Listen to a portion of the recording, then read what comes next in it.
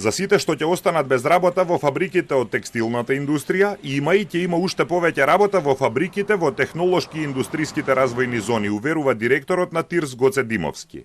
Телма веќе објави дека над 5000 работници се одлеале од текстилниот сектор од почетокот на годинава, а работодавачите се жалат дека државата не им помага.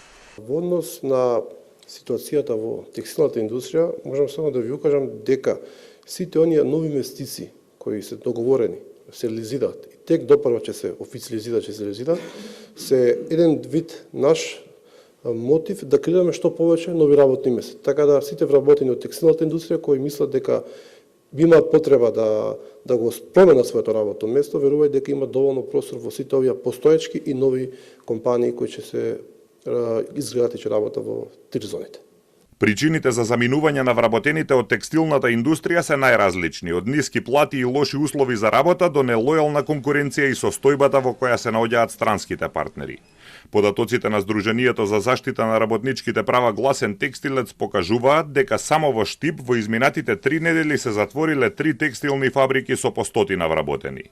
Според Државниот завод за статистика, бројот на вработени во овој сектор се намалува со години, па така во споредба со 2021 во секторот производство на текстил има намалување од над 7%, а во секторот производство на облека за над 30%. Според статистиката за јули, бројот на вработени во индустријата е намален за 4% во изминатите 12 месеци.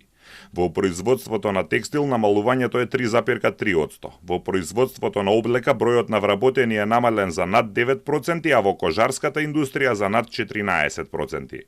Ова се сектори во кои се даваат и едни од најниските плати. Владата денеска се пофали дека Македонија е меѓу првите во Европа и 6-та во светот по обемот на гринфилд инвестиции во однос на бруто домашниот производ.